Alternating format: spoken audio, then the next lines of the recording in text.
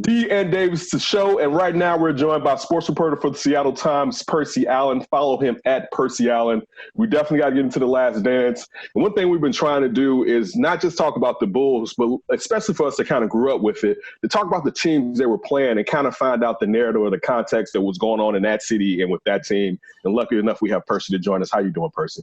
I'm fantastic, guys. How are you? We're doing good. So, all right. First, because, it's kind of like the big one that came out of this. You have, Gary Payton says that he should have been placed on Michael Jordan earlier in the series. But the funny thing about that, if you kind of look at it, right now, current Pacers head coach, player back then, Nate McMillan, was injured at the beginning of that series. So Gary Payton basically had to be the primary ball handler instead of playing the two where he could sit there and have more energy to play defense. Could you talk a little bit about that? Yeah, that's exactly right. And then on top of that, Gary had, sort of in that series or even before that series, a bit of a calf injury. Mm-hmm. And so that was another concern. And then there was also the concern that team, and it wasn't just Gary, but that team was tired because if you think in the Western Conference Finals, they got pushed to 7 games. And that's really the Sonics' fault. So really this whole thing kind of even, before the Bulls, sort of happened, what I remember was the Sonics were up 3-1 on the Jazz in the Western Conference Finals. And the Bulls then played, I want to say on a Saturday, they swept their series. Mm-hmm. And everybody, and then the Sonics had the Jazz at home, Game 5. Thought, all right, they win the series, and then they'll go straight to Chicago for the series to start on Friday. Well, lo and behold, Jazz win 2. Jazz win 2 games, push it another week, and that's just extra wear and tear. And that's when Gary's calf kind of got a little toward the gimpy there too. And so, there was this whole deal that, hey, look, that this team, after just beating the Jazz, that was like a big thing for him. And then, and those first 3 games, look, I was there. They wanted to be there, but they were tired. They were just mentally tired. And it took them a while to like really get into this series. And so, yeah, you could say the whole, should Gary had been on Michael, but that would just been a whole lot. And like, as you said, Nate was not there. Nate was a big part of that team. Look, he only played like 55 games that year. But I want to say in those 55 games, they were 49-6. Nate was a big part of what they did. He allowed them to trap. He allowed Gary to come off of the ball. And so him not being there was really key. Percy, one thing you brought to my attention is depth. So one of the things that George Karl alluded to was that he probably should have played Frank Bukowski more minutes instead of Irvin, not Magic Johnson, which used to always be weird as a kid. It's like, Irvin Johnson! But so can we blame George Karl a little bit more? Because, of course, with Nate McMillan being hurt, you had to use Hersey Hawkins a lot more. But at least with your bigs, there was more depth there that you could have probably used, and he waited to switch Irvin Johnson for Bukowski. Again, hindsight is perfect. And, but I give some credit to like George in the sense that he has really that series just devastated him, and just like a lot of losses, and he allowed us inside, to and he allowed himself to be sort of micro, but allow people to like really, pick, pick it apart. Decision makings, and he went back and forth with it. He was open that way. Whereas like you see some of these coaches who are just like, no, I stand by my decisions and X, Y, and Z. George wasn't that way. George was like, yeah, you got a good point there. And so hindsight was, that like Irving just really wasn't tough enough for the Bulls. Look, he was fine in sort of that season, but it's interesting to note. Before I said it, I really want to get this right. Irvin was replaced. Irvin, not Magic Johnson, was replaced in game 3 or 4 of that series. Never played for the Sonics again. Mm-hmm. Never play. Yeah, I mean, now obviously that that summer he became a free agent, sort of let him go, but he didn't play again in that series, and but now that's not to say that he wasn't good for them for that year, but yeah, for that series, the rebounding was a big key, and Dennis Rodman was just all over the place. So, and Frank Burakovsky was just no nonsense. He was like a 1 year free agent pickup, and he was a older sort of veteran guy. I want to say at that time he was about 33 years old, and sort of like had been around, grizzled vet. Whereas Irvin was like 24, 25. But like Frank was just, and I want to say Frank got kicked out of like three of those games. Yeah, I mean, just from like either just from the fouled out or just kicked out. He and Dennis were just going at it. D and David Show. Percy Allen's right here with us. Make sure you follow Percy on Twitter at Percy Allen. Percy, one thing that's kind of cool with this documentary, Last Dance documentary, is introducing a younger demographic to 80s and 90s basketball, right? And Ken and I growing up, we loved seeing the Seattle Supersonics. Kind of give the younger viewers here and listeners here kind of a look back at those teams, those 90s Supersonic teams. And also, too, you had the Rain Man, Sean Kemp, you had the Glove, Gary Payton, and their impact on the game. And second part to it, what would you think was missing from that core, from that team right there, especially those two guys, to eventually get them into a championship or have them win a championship? Boy, so to answer that first part, to just try to to educate sort of young folks, probably like yourself. I don't know. I mean, you sort of got some. I got the grades. I was around a little bit there, Percy. Like the Sonics have been gone now for over like a decade. Over a decade, yeah. Right, and so like I've got kids, and so we're watching it.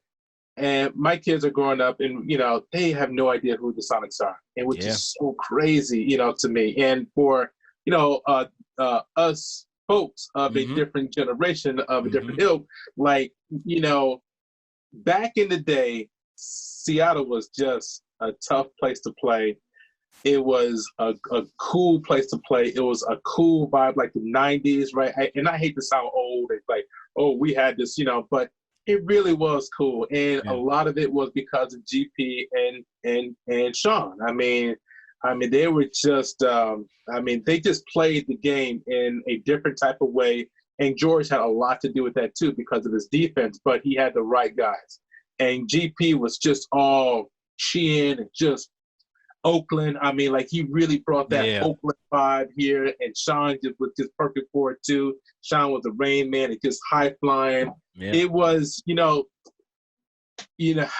I guess you could really look back and, I think somebody, and, I'm sure somebody has done it. I haven't done it, but the Sonics had like a 6-year run that was just, for teams who did not win it. Obviously, there's a few who can sort of go in there, but for the teams who didn't win it, maybe the Knicks at one point in time or with the Jazz, there too. But the Sonics had like a 6-year run where they averaged almost 60 games. I want to say they averaged like 58 games. Didn't win it, but those teams were a lot of fun. Where like their downfall was, and what a lot of superstars just didn't eat when MJ was in his prime. But when their downfall is when MJ left the game. 94. Where I'm going. You can know where I'm going. Yeah. Kim Mutombo on the floor with the ball? Yeah. I was going to ask you about that one. Quick. Never forget about it. Real quick, let me ask you this, because that was a question I have for you that you just went to. All right. Usually back in those days, you can look at, for instance, the Kobe missing the shots at the end when he was young, or here in Chicago, and Kobe came back from that. Here in Chicago, you actually had Nick Anderson in one of those finals where he missed the shots against the Houston Rockets. And him being a Chicago guy, he was never the same after that.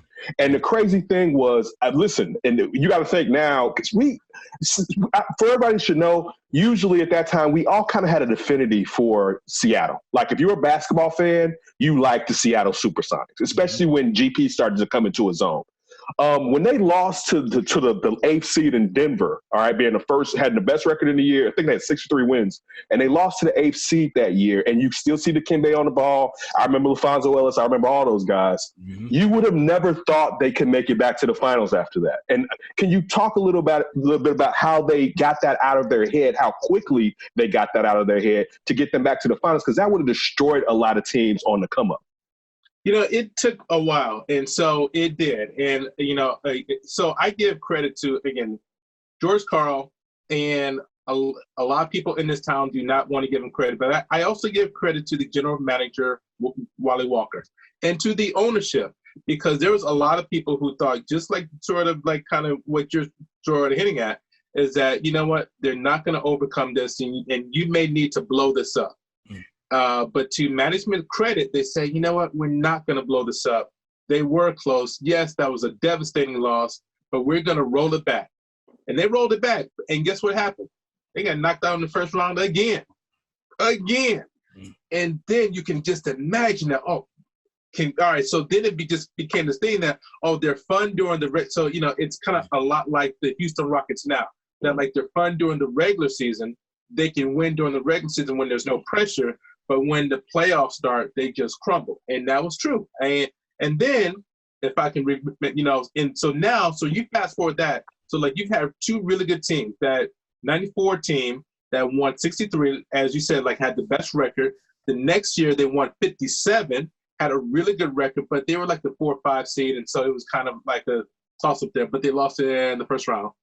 And so now you roll that into, all right, so what are we going to do? Do we bring George Karl back? Do we blow it up? We got these two young superstars. Now one of the reasons they didn't blow it all up, because they had Sean on a sweetheart of a deal. Sean wasn't the highest paid player. Gary wasn't the highest paid player. You have your best two players, young, in their prime, are not the highest, the second, or the third highest paid player. Gary Payton was the 4th highest paid player. Sean Kemp was the 5th highest paid player. That's why they didn't blow it up. Interesting. Sounds like Chicago with Scottie Pippen. Drop that bomb right there, Percy. Drop that bomb on us. Yeah, basically. Hey, Percy, another thing too. I want to stick with the this Seattle Supersonics, obviously, and you being there, looking at the Last Dance documentary. Was there anything that you think could have been added to it, or a different kind of angle within that finals you was there covering? Is anything you would have liked to have seen? Well, just from that particular year, wow. One, I would like to say that I've thoroughly enjoyed, these past 4 weeks. I thought the first 8 episodes were really good. I thought this past week was better than most. I love episode 7 when like Jordan was really pushed about sort of being a bully and a tyrant, and like you could see that like there's some pushback there, and I almost thought he was going to get emotional, right? And so I love that part of it, and then to roll that into episode 8, and then I was watching that really closely, like all right, so let's see kind of where they go. I mean, they can only show so much. No, look, I think they've done a fantastic job. I think Jordan has been sort of forthcoming to a point, right? I mean, obviously this is his story. Yeah. And so, he's going to tell it his way. Early on, like a lot of people, and I'm sure you may have had some guests, Warren, or like people talked about it, and necessarily like the treatment of Isaiah, Thomas, that I thought he, I mean, there was some of that I didn't necessarily like. I guess sort of like Jordan kind of being Jordan, I mean, this is his chance to get the last word on things. I didn't necessarily like that. And it's not like I'm a sort of one guy or another, but when he laughed at sort of Gary, like I had no problems with the glove. Like, come on, man. I mean, so, I didn't necessarily like that so much, but I understand it coming from MJ because he's just supremely confident that way. But if you're, if you're looking at it from a different direction, you thought, well, that was a little arrogant, but that's Mike. Right. Dan Davis, right now we have Percy Allen on from the Seattle Times breaking down the Last Dance, particularly the Seattle Supersonics of the 96 finals. Percy, let me ask you this, and this is going to be here in Chicago, be heresy. And also, I'm gauging it on what Jordan did in the past, because in the past, Jordan would always raise his level in the finals. All right. And then, of course, we knew that here, around the nation, that this was around Father's Day when this was taking place, and he was emotional. This is his worst finals. Also, but you just mentioned the games when Gary Payton switched off on him. His scoring average dipped for him. I won't say dramatically, but it dipped, right? He was averaging like 31 points. I think when GP got on, it may have been like 23 or something like that. Even though they was kind of letting him play, they was letting him get away with a lot. Let me just say that part, all right, to defend Chicago. But I want to get back to the Rain Man real quick, because really in that finals, and it's not LeBron first year versus Golden State, in a way I always felt like he shouldn't have been MVP, but he had the best series of that final.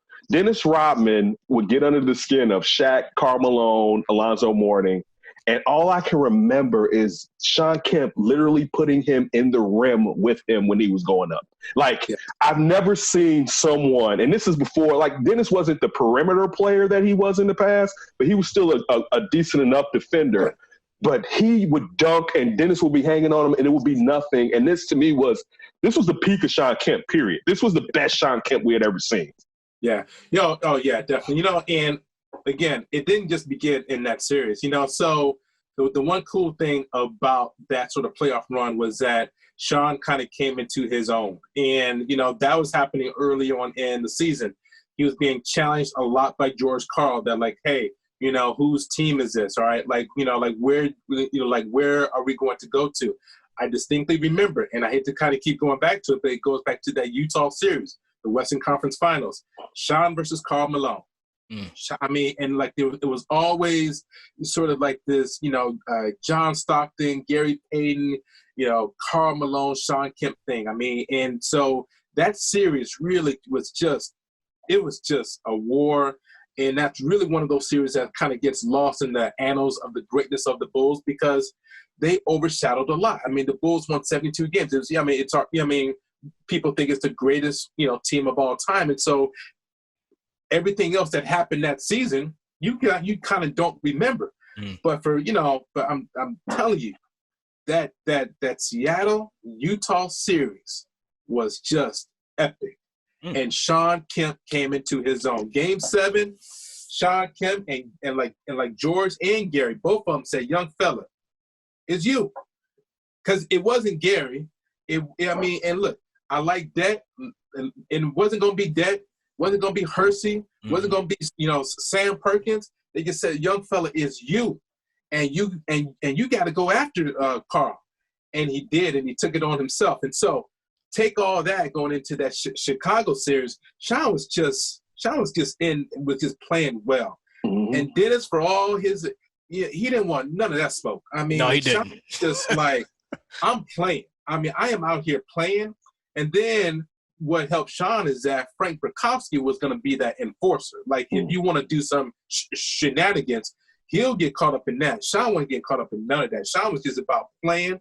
I'm running up and down this court. I'm about to do my moves, and then I'm about to either dunk it, flush it on you, or just give you that little short jumper and live with the results that way. No, it was really his best playoff series.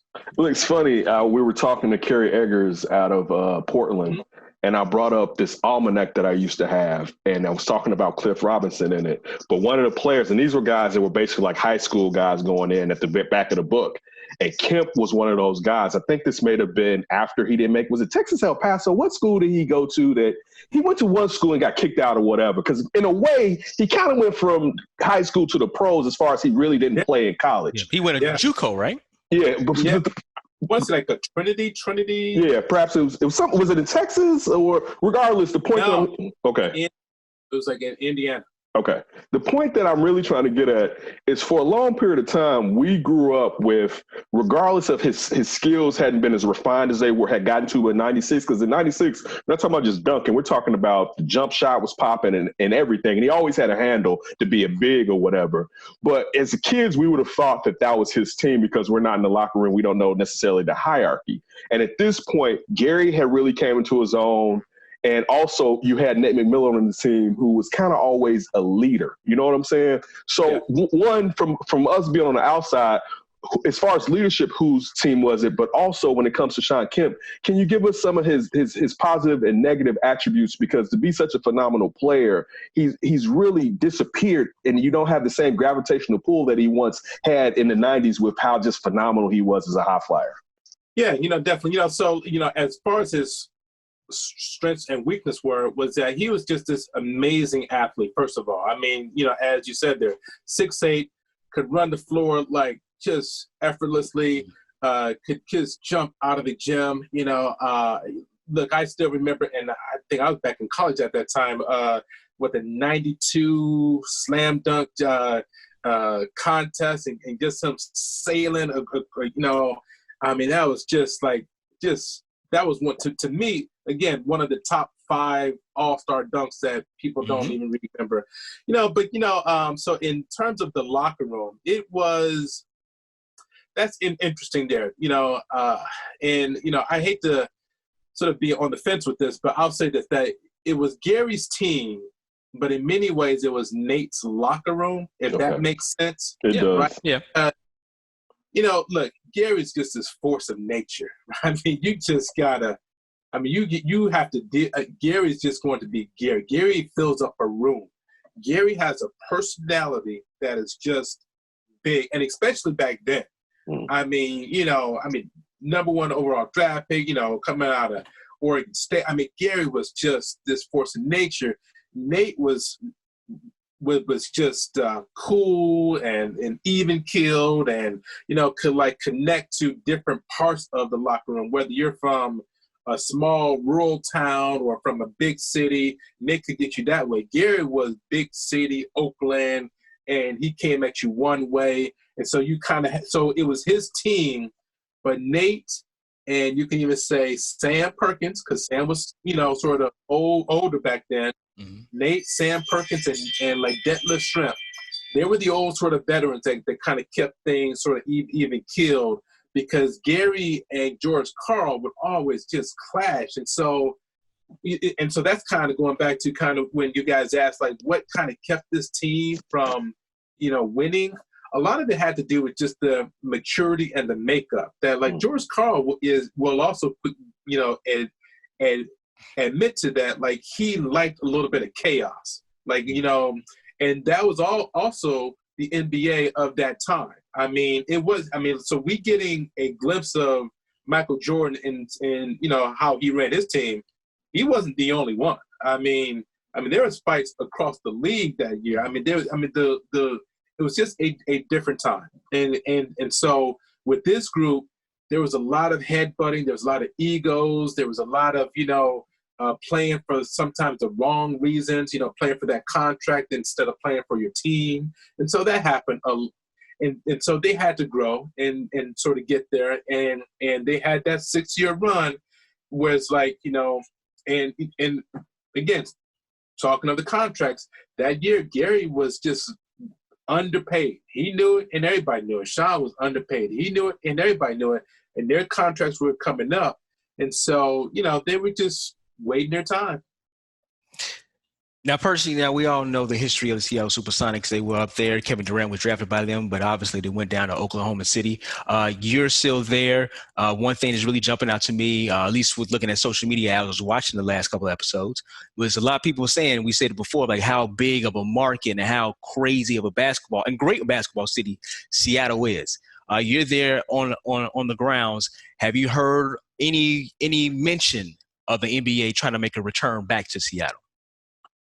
There's been some efforts, right? Over the past few years. A little while back, a investor by the name of Chris Hansen, he was close. He had a push. He thought he had a deal done to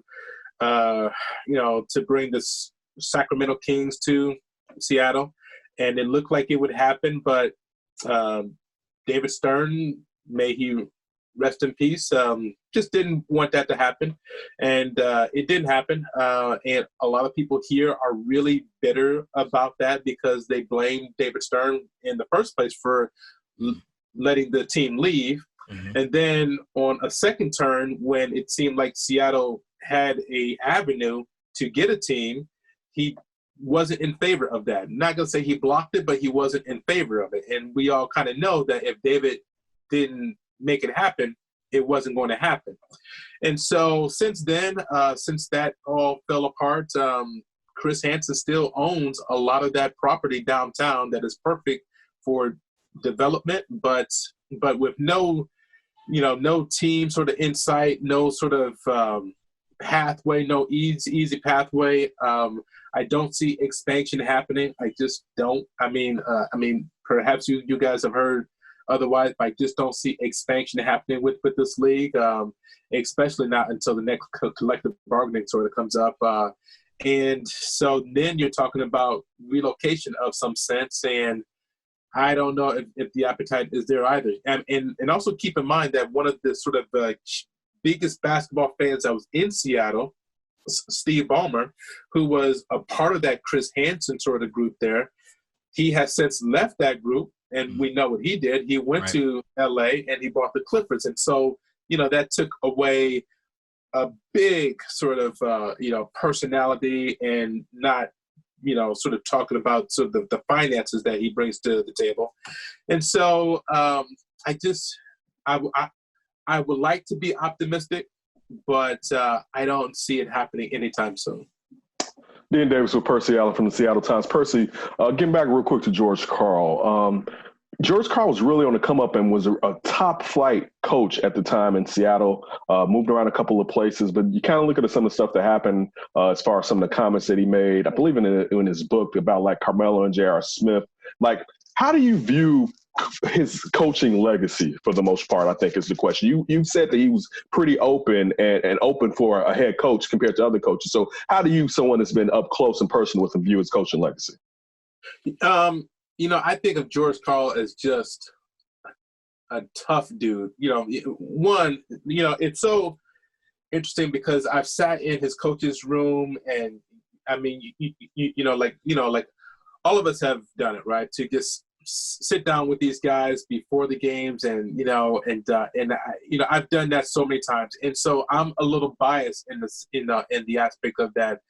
I was just cutting my teeth on the NBA. Like, I was just fresh out of college, and here I am in like George Karl's, office, on a nightly basis, and he's basically reteaching me this game, right? Like, he's being really open, sort of in this sort of group of like scribes who are in there, and so I'm just as fresh. I'm just sort of soaking it all up, and and then you saw how, then when you hear his story, of like, the whole Dean Smith and the North Carolina deal. And so like he came from the blue blood, and then not just that, then he said,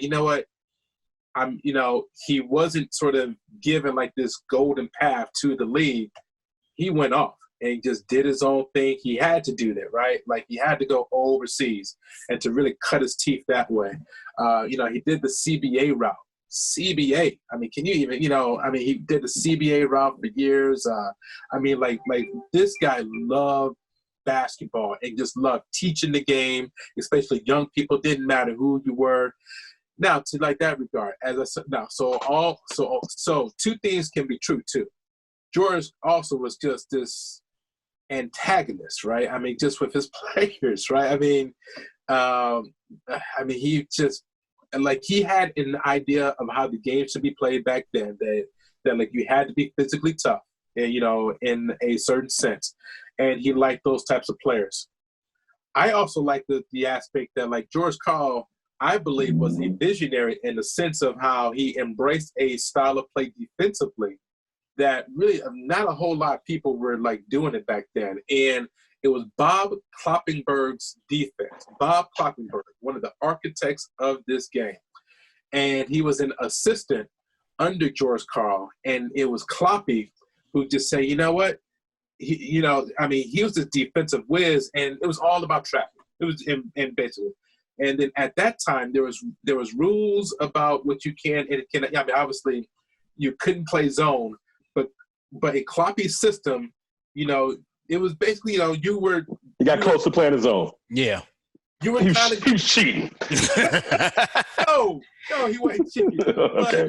But it was a lot of trapping. It was just a lot of trapping, and like he had the two guys who could do it, and like GP and Nate, they can do it, and just guys were just swarming. It was a swarming defense, and man, it was just so good that way. And George loved to play that way. He loved to be aggressive that way. Now, I can see all of the faults. Look, George was honest to if you ask him a question, George will tell you. Like the next year, he kind of got in trouble when he was talking about MJ, right? I distinctly remember it. We were in his office, and we were just talking about, do you see any sort of wear and tear there? Yeah, he doesn't dunk as much as he used to. That's all he said. That's all he said.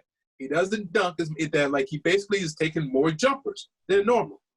Well, that got back to Mike. Of course, it got back to Mike. Right. And it became headlines everywhere. And then I want to say, and I don't know, I could be embellishing this, but I want to say the next time that Mike came to Seattle, I want to see he dropped like 56 on Sonics. Mm-hmm. Maybe it was 47. Yeah, something like in the 40s. Right, just destroyed. Yeah. And of course, it was all brought up. It was, but George was just being honest. And so, he would say, look, if you ask George Karl a question, he's going to answer it. With the last episode, one of the things that came up and refreshed people's memories, or if you didn't know, because I want to get to real quick with the Bulls before we get you out of here. What were your thoughts on Pip as far as, the Knicks series and sitting out for Tony? It was big here, but it kind of happened on a Friday, so it kind of got away with it. And he actually won the next game. I think Pippen had like 14 points, but he had like an all-around game, and they pulled it out. He dominated the rest of that series. Yeah, it was. So, but what were your thoughts on what took place, but also with the lack of contrition from him in the last episodes? I was surprised. I really was, on just as you said there, the lack of contrition, right? That part that I would think that years later you would be able to maybe humble yourself some and just say, if I had a chance to do it all over again, I would make a different decision. But he didn't do that, right? He just stood pat, like, no, I would do the same thing. And so that part I was a little bit surprised by. But as you said, though, at the time, it really wasn't that big of a deal. It was like this blip that happened, and then you can analyze it later. And then you can sort of nitpick it after the series, but it didn't cost them this. That's not why they lost that series, but it just, for a lot of people, I'm sure you guys back there, mm-hmm. It really stayed with him for a long time. And that's unfortunate because I think that was one of his worst moments. I also think again, like things like tossing the chair on the floor. People don't even bring that up. Right. that was a Bobby Knight move, right? Yeah. That's who came to my mind when you said it. Yeah. But at the time, again, that was a blip. But Scotty did some things, that was just like, oh man, they just had you shaking your head. But I like to remember that season he really came into his own. That like we really saw the greatness of like Scotty Ford, the whole point forward deal. Oh my goodness, he was so good at it, and I think he really sort of validated Phil's triangle. That like this is how it really can work. That the ball really should be moving, right? Mm-hmm. Like one guy shouldn't score 30. That ball should really move. All right, Percy, last one real quick before I get up out of here. Obviously, this documentary is about Michael Jordan by Michael Jordan. You covered Michael Jordan. How was it covering MJ? It was amazing. It was whew. It was, again, I was a young dude too, sort of coming out of J school. And so it was just big crowds and entourages that way. But what a lot of people don't realize is that if you got there early enough, and you had to kind of be sort of lucky too, that Mike was the type of guy who was also open. And it didn't really matter kind of where you were from. He was always competitive that way. Like he would take a look at your sort of credentials, and like you say, oh, you're from, here. And like he would then think that, go tell Gary X, Y, and Z, as if I'm like Gary's errand boy. Sort of like, I mean, like he would really see it that way. You from Seattle, so you must be for them. I'm like, no, I'm not for that. No, I'm not for them. But he was fun that way. And I mean, it was really cool. It was big. It was just, I mean, I just remember the crowds light, right? You're always jockeying for position, that type of deal. It was, you know, in my lifetime, look, there's been 3 dudes, right? And I'm 50. And so there's been 3 dudes. There's been Mike, MJ, Mike Tyson, and Tiger. Percy, thanks, bro. Yeah, that was cool. Yeah, that's great. This was fun. Like this was fun to say the least. Right. Walk down memory lane for me.